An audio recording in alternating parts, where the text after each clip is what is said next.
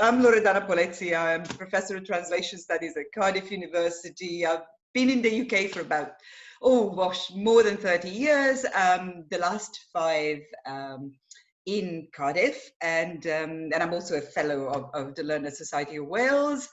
And for the last 4 years, we've been working together. So over to you.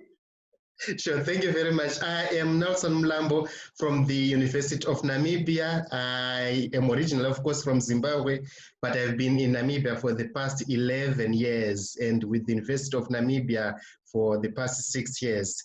And we have been together certainly for the past 4 or 5 years with the TML project and also the Phoenix project, which have been quite resounding success. Of course, the moment we met, we started talking about the idea of transnationalizing modern languages and the idea of multilingualism, the ideas of language, and the ideas of translation. And you introduced me to the concept of translating cultures, and it's something which has stuck to my mind since then. Yeah.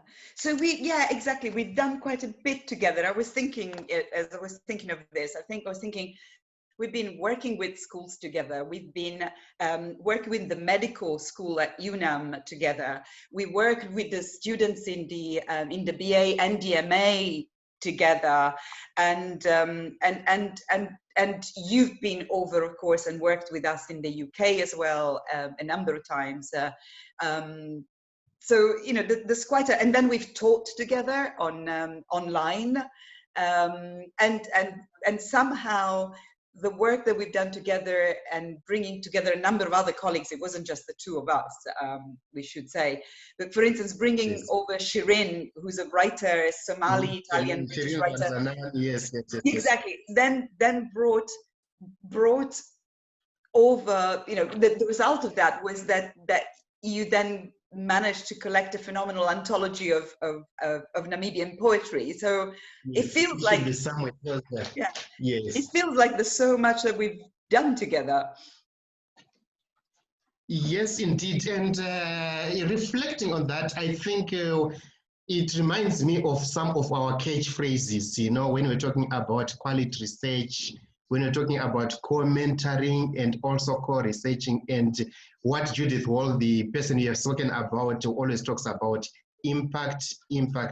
How can we create knowledge and that is impactful? And it seems as if this is the direction which we have been going, and when reflection, I think we should be proud of ourselves, even though there is still a lot to be done.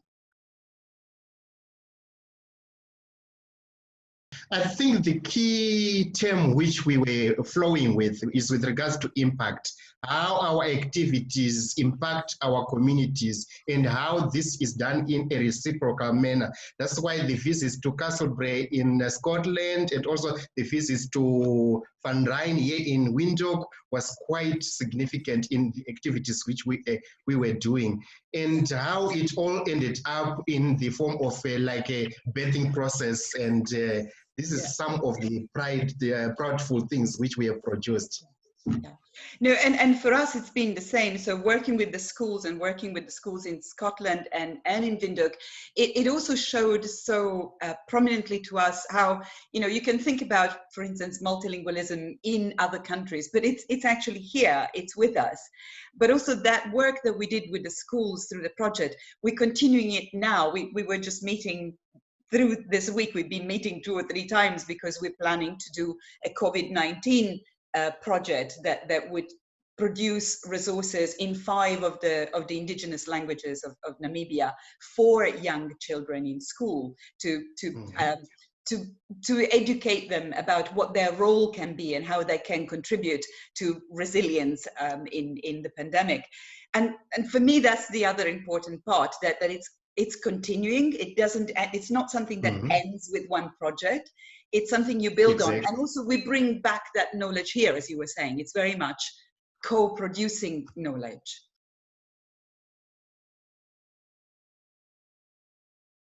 Yes, that's what I wanted to also talk about, to say that the idea of cross-cultural exchanges and also the idea of co-producing of materials, and some of the materials which we were using in the French department with Aurelie, and also the activities to do with the MOOC, which was quite a significant success. Those are some of the wonderful, beautiful scars, as it were, which we carry along with us.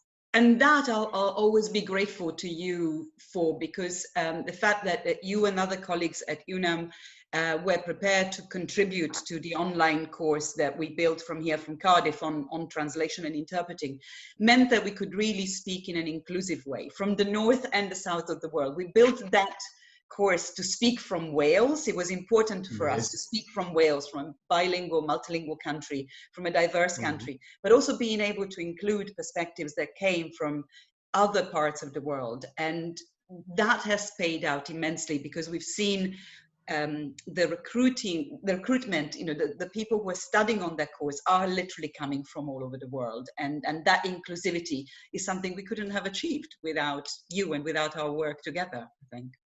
Exactly. Because the moment you talk about the idea of inclusivity, it reminds us also of the 360-degree approach to challenges that we face as human beings, and how also we sort of expanded to include multidisciplinary approaches to life. When we're looking at the health sector and also the humanities, how do these intersect? And the Phoenix Project was quite central to that.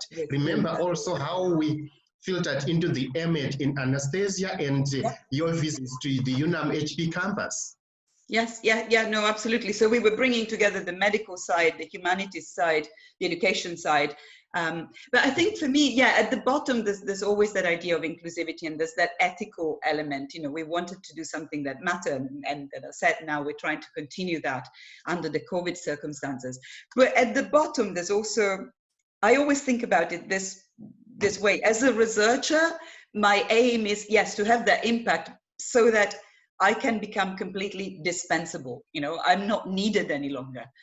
But the other thing for me about working with colleagues, working with you and the other colleagues at UNAM, has been that on the human side, as a person, this has meant building up so many friendships, and those will remain utterly indispensable to me.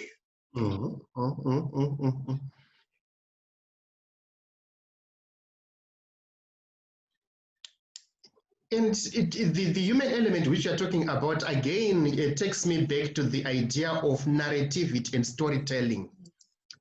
How we recreate, how we reproduce the stories of our lives. And remember also the Phoenix Project recently was launched a short competition on short story writing for children. And those are some of the facts which we need to always think about, and also which have been a huge success.